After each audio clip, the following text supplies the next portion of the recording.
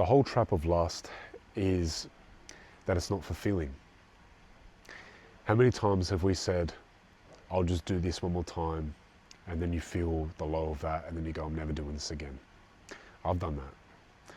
And in this video, I just wanted to share that even though we can feel like this about lust, and we have this awareness within ourselves to want to transcend this, it doesn't mean that if you do it again or relapse into it again, that you're not on path.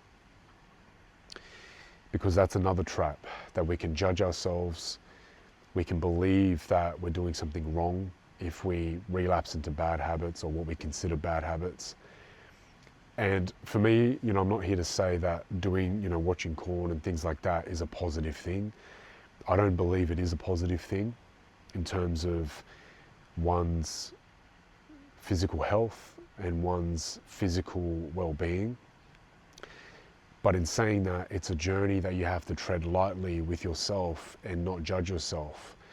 Because as soon as the judgment comes in on yourself with this, with lust and, with these habits and chasing, someone outside of you and having that experience of intimacy and then going, you know what, this wasn't what I wanted. And if you judge yourself on your experience, then that judgment is resistance, and it's going to make you go back into those habits and into those things. So when you realize that lust is never a fulfilling thing, then that's the first stage that I've always come to, when I was trying to overcome this stuff, is realizing that lust isn't a fulfilling thing. And then you start to try to transcend it. There's a voice within you that says, you know what, instead of watching this content online, instead of releasing my energy like every day or every second day or doing these things, on my journey there was an authentic voice that said, you know what, retain your energy. Let go of that stuff. See how you feel. And a lot of people talk about the positives of this, which, I've mentioned: increased energy, feeling well, more well-being, more at peace.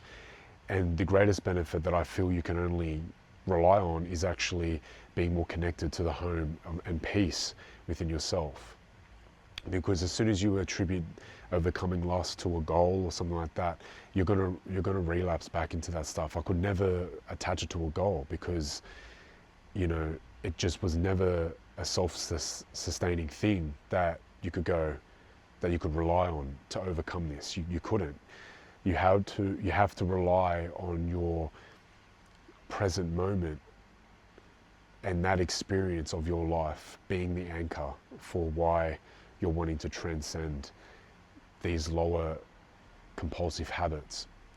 Because the other side of compulsion is freedom, is feeling free, feeling more connected to life, enjoying the small things more, And for me, that benefit was far greater than the short-lived compulsive cycle of watching online content, relapsing with that, and then that cycle.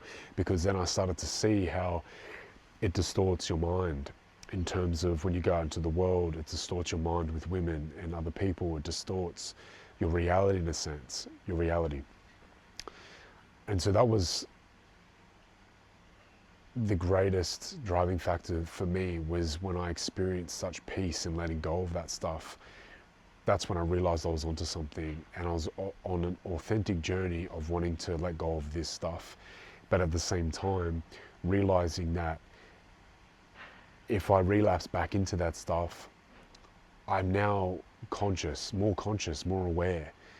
And instead of seeing it as a bad thing or a relapse, I would use it as fuel to deepen the connection with myself. And I would bring consciousness, more awareness to it, and allowing it. And then paradoxically, the transcendence occurs. But then I'm not thinking about the transcendence. I'm not thinking how, I need to overcome this. Because anything you constantly think you need to overcome is an ongoing battle. But if, from my experience, when I shifted my focus to the overall benefit that I felt of my well-being improving, feeling more at peace, feeling more stable, feeling more in touch with my emotions, and and being present. To me, that was the greatest benefit and the greatest driving factor for overcoming lust, and why it's not a bad thing inherently. You know, it's not a bad thing inherently. It's just a part of our evolution, part of our ascension path. And I think once I had that perspective, you also realize that things are cyclical. You know, like, you don't just say to yourself, I'm going to overcome something and then you're done forever. I mean, you can, but for me, it was a process of naturally letting go over time of habits, of compulsions, of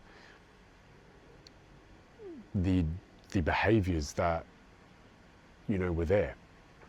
And it wasn't like I just cut it out all at once. And I don't think that's the case for a lot of men, a lot of people who are on this journey of awakening through lust and awakening through that. And here's the paradox, and I know I'll probably get a lot of flack for saying this, but the paradox that I experienced was when I awakened out of that, I'm actually free to do that if I want to, but I don't want to at the same time, because I don't need to chase something outside of myself to get that fix of pleasure. And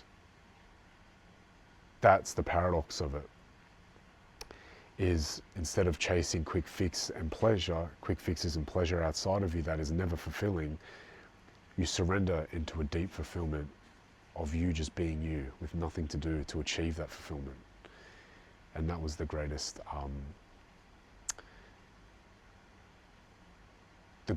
lesson and the greatest realization, that not just with lust, with everything in life, surrendering to yourself, because you're already that which you seek, and that's what's reflected in your life.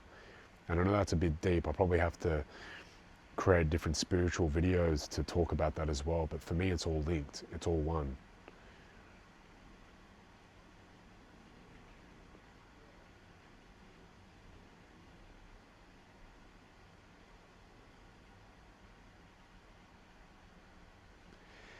So once I saw lust as being a positive thing, in terms of I can use this in my life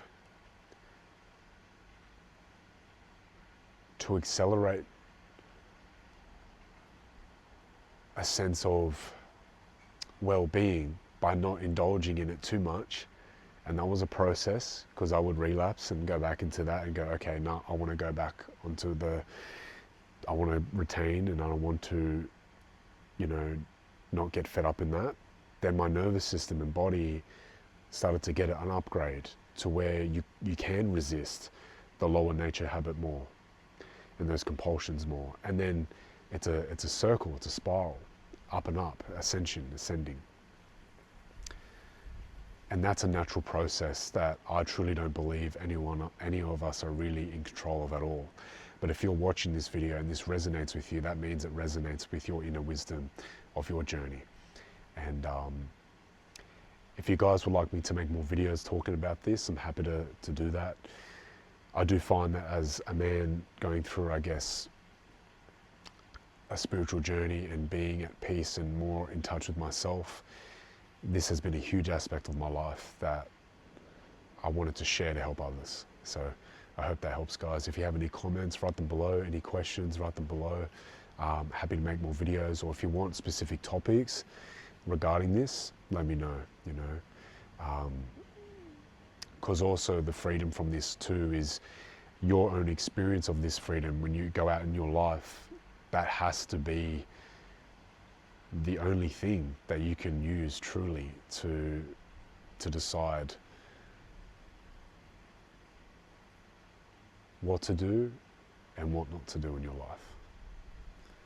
But it's all good anyway, you know, because we're all exactly where we're meant to be in every given moment anyway. So I'll leave it there.